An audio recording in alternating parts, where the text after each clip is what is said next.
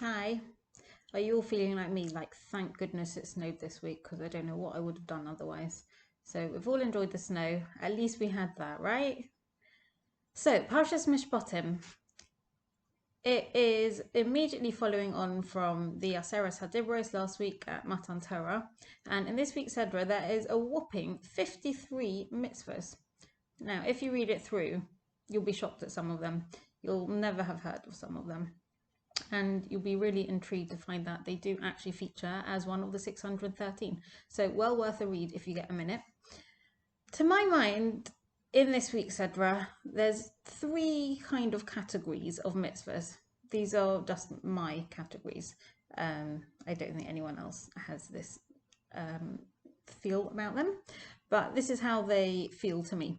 So you've got the first group of mitzvahs that we know really well, we're still keeping nowadays, they make a lot of sense to us and we even quite like them, or we really like them. So for example, we've got Pidyon Haben, at 30 days old you have to redeem your firstborn son. That's a lovely mitzvah. We've got looking after a ger, looking after a widow, looking after orphans. I hope we're all very much on board with those, and you know that we do make an effort in those fields.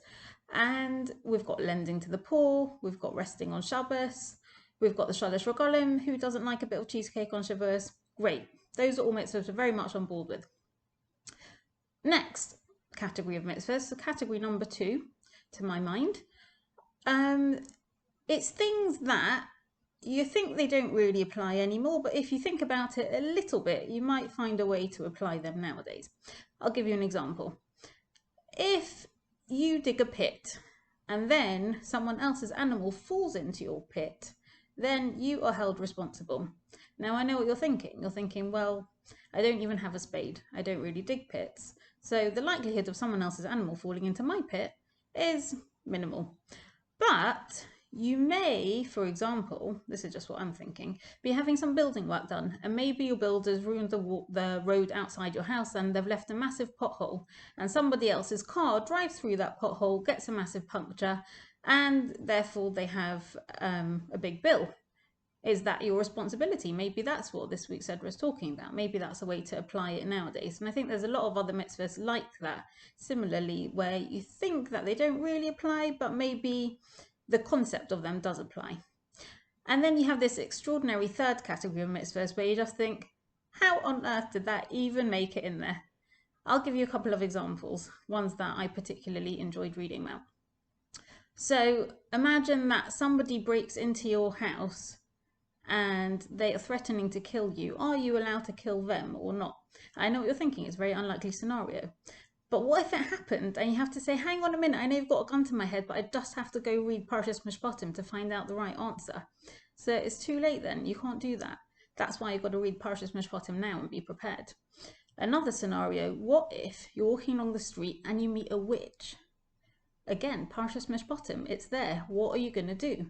You can't wait because you might cast a spell on you and turn you into a frog before you have read Parshas Mishpatim. So you've got to read it now just so that you know what to do if such an occasion occurs, because it would be really a shame to miss out on that opportunity to do such a wonderful mitzvah. It's probably one of those once in a lifetime kind of things. So this to me are those three categories of mitzvahs.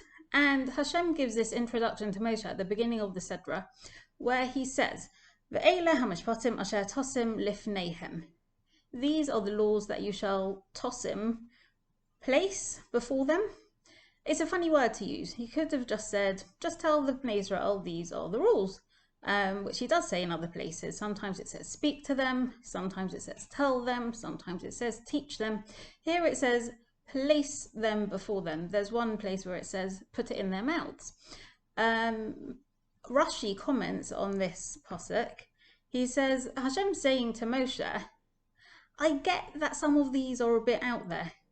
They're not going to be for everyone. You've got to lay it all out for them, place it before them as if you're laying the table. That's actually how Rashi puts it. You've got to put out a full spread. And there are some that are going to be an acquired taste. They're not going to want it the first time they hear about it. It's not going to make any sense to them the first time they hear about it. It's not going to appeal to them. They've got to learn to appreciate them, to love them, for them to make sense of them, for them to have some kind of meaning to them before they've got any chance of keeping these mitzvahs. So you can't just tell it to them once. You've got to keep laying it out for them, presenting it in different ways, maybe adding a sprig of rosemary on the side. You've got to make it look appealing.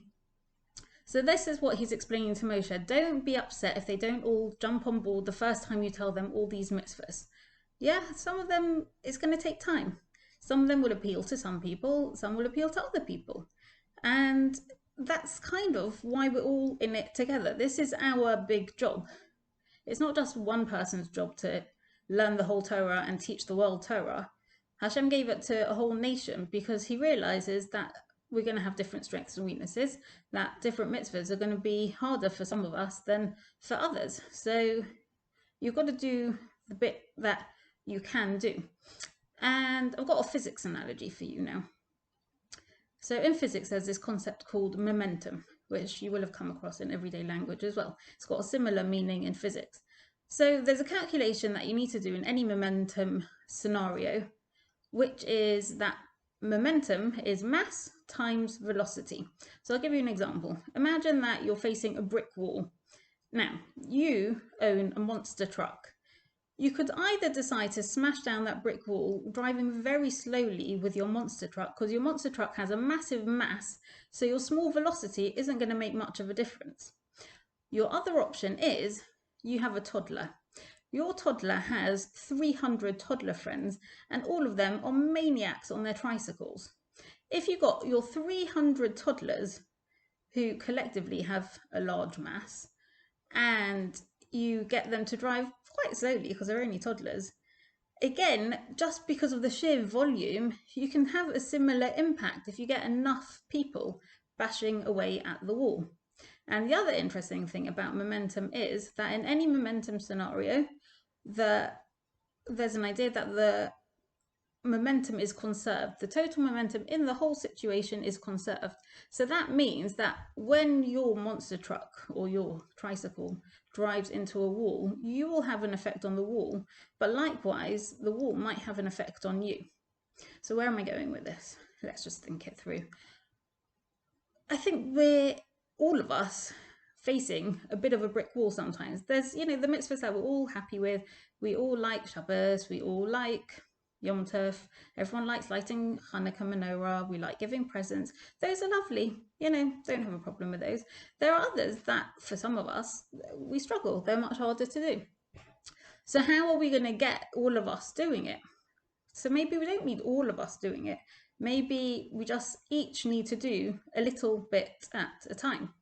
And if we're each bashing a little bit at our little section of wall, the bit that we find challenging, and again, taking Hashem's advice to Moshe and trying it in different ways and seeing if we can learn more about it to find it more appealing, or, trying to do something new or discuss it with somebody else, and we're each focusing on a little section, then gradually, if more and more people are doing a very small little change, or even just learning one new mitzvah that they didn't even know existed, then gradually the momentum builds up.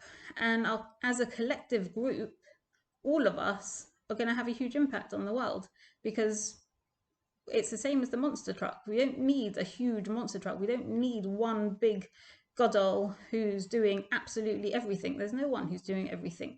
All you need is a large enough group of people doing very small changes at a very slow pace, but gradually it will build up and it can have a huge impact on the world. So I guess my advice for this week is just start small. Pick something little, even if it's just reading through this list of 53 mitzvahs, some of which you may never have heard of and you might find interesting. Have a good week, enjoy the snow, and have a good Shabbos.